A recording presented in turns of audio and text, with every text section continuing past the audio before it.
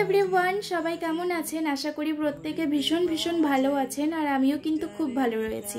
আমার নতুন আরেকটি ব্লগে আপনাদের সবাইকে স্বাগতম জানাই। এই ব্লগটা হলো বুধবারের, তবে একটু ব্যস্ততার কারণে আমি এটা শুক্রবারে শেয়ার করছি।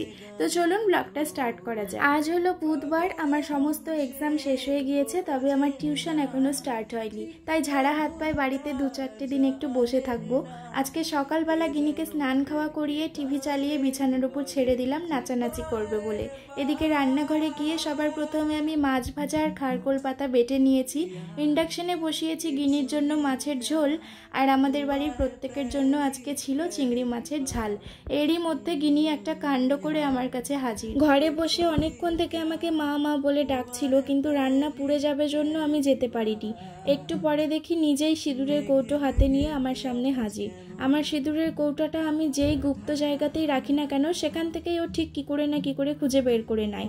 আমি যখন সিঁদুর পরি তখন সেটা নোটিস করে, জানেন তো, কোথায় রাখলাম কৌটোটা। এমনকি আলমারির মাথার ওপর রাখলেও চেয়ারের উপর দাঁড়িয়ে সেটা পেরে নিজে সিঁদুর পরে বসে থাকে। সিঁদুর পরার একটা খুব শখ বলতে পারেন। তো যাই হোক, ওর স্কিনটা খুবই সেন্সিটিভ, আর বাচ্চাদের চামড়ায় একটুতেই র্যাশ বেরিয়ে যায়, কাজেই ওকে তাড়াতাড়ি একটু পরিষ্কার করিয়ে দিলাম।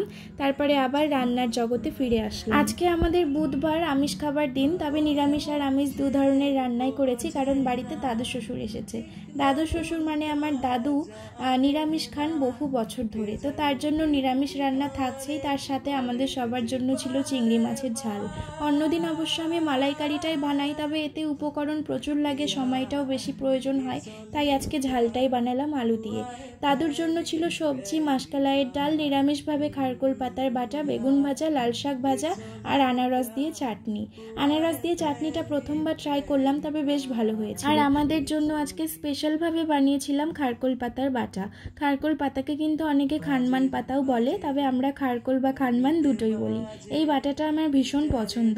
দাদুর জন্য নিরামিষভাবে বানিয়েছিলাম কালো জিরে আর কাঁচা লঙ্কা ফোড়ন দিয়ে, তবে আমাদেরটায় রসুন পোড়াও বাটা দিয়েছিলাম। এরপরে আর কি, ভুড়িভোজ করার পর গিনিকে ঘুম পাড়িয়ে দিলাম, আমরাও একটু শুয়ে বসে রেস্ট নিলাম। তারপরে সন্ধ্যের দিকে যখন ওর ঘুম ভাঙলো, ওকে হালকা কিছু খাবার খাইয়ে বাজারের দিকে নিয়ে চললাম। বাজারে গিয়েছিলাম কারণ বেশ কিছু জিনিস কেনাকাটার করার ছিল টুকটাক, আর একটু দোকানেও গিয়েছিলাম বসে আড্ডা দিতে। এই প্রসঙ্গে আমি আপনাদের সাথে একটা কথা শেয়ার করতে চাই। এই যে আমি ব্লগ বানাই, ভিডিও করি, এতে কিন্তু 90% মানুষই আমাকে নিয়ে ভালো কথাই বলে, তবে বাকি 10% মানুষের মনে জানি না আমার সম্পর্কে কি বিষ ঢুকে রয়েছে। তারা হয় পাবলিকলি অথবা না হয় পার্সোনালি আমার সঙ্গে ঝামেলা করতে শুরু করে দেয়।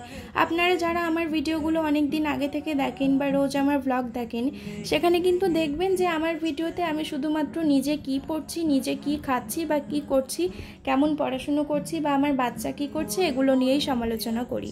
তবে আমার সংসারে কি চলছে, কার সঙ্গে সম্পর্ক কেমন, কে কোথায় কি করছে, এগুলো কিন্তু আমার ব্লগে থাকে না। তা বাদেও আরেকটা কথা আপনাদেরকে জানিয়ে রাখি, এই যে আমি আমার ব্লগে মাঝে মাঝে আমাদের দোকান দেখাই, এখানে কিন্তু আমি একবারও বলি না যে দোকানটা আমার বাবার সম্পত্তি বা আমার নিজে করা পার্সোনাল প্রপার্টি। সো আপনারা আমার কথাগুলোকে খুব নিট অ্যান্ড ক্লিনলি, খুব ভালোভাবে মন দিয়ে শুনবেন, তারপরে একটা করে কমেন্ট পাস করবেন, কারণ কমেন্ট পাস করার পর কিন্তু আপনারা কখনো নিস্তার পেয়ে যাবেন না। আজকাল সোশ্যাল মিডিয়া হলো সবচেয়ে বড় অ্যাডভার্টিসমেন্টের প্ল্যাটফর্ম। এখানে আপনি যাই শেয়ার করবেন তা হাজার হাজার মানুষের মধ্যে ছড়িয়ে যাবে। আর আমি যেহেতু ব্লগ বানাই, আমাকে অনেক মানুষ চেনে, হাজার হাজার মানুষ আমার ভিডিও দেখে, ঠিক সেই কারণেই আমাদের দ্বিতীয় মোবাইলের দোকানটা যখন উদ্বোধন হয়েছিল, সেই দোকানটা নিয়ে ভিডিও করাটা আমার এই উদ্দেশ্যেই ছিল যে অনেক মানুষ দেখতে পাবে, দোকানের একটা পরিচিতি বাড়বে। তো এটা এত নেগেটিভ মাইন্ডে নেওয়ার কোনো কারণ নেই, কারণ দাদাভাই মোবাইল যে দুই ভাই মিলে চালায় এটা সবাই জানে। আর শুধুমাত্র নেতিবাচক চিন্তাভাবনা না নিয়ে যদি ভিডিওটা কেউ দেখতো, তাহলে নিশ্চয়ই লক্ষ্য করতো যে ভিডিওর মাঝপথে বলা রয়েছে দোকানের সামনের কাউন্টারটায় কোনো একজন স্টাফ অথবা যে কোনো একজন ওনার বসবে। ওনার মানে মালিক, আর যে কোনো একজন ওনার মানে হয়তো 2 বা তার বেশি মালিক রয়েছে, তারা যে কোনো একজন বসবে। এটা লক্ষ্য করেননি, তার মানে আপনাদের মনে শুধুমাত্রই নেগেটিভিটি ছিল, কোনো ভালো লক্ষণ ছিল। এই ঝামেলাগুলো খুব ঠান্ডা মাথাতে আমি নিজেই ক্লিয়ার করতে পারতাম, তবে 2% রুচিহীন মানুষের জন্য আমি আমার নিজের রুচি নষ্ট করব এরকম মেয়ে আমি নই। তো যাই হোক, আমি বাজারে গিয়েছিলাম, ফেরার পথে মায়ের জন্য কিছু কসমেটিক্স এনেছিলাম। মা এই বড় বড় টিপ পরতে ভীষণ পছন্দ করে, একটা বড় আরেকটা তার থেকেও বড়। কোন টিপটা পরে বেশি ভালো লাগছে মাকে, সেটা অবশ্যই লিখে জানাবেন। বাই।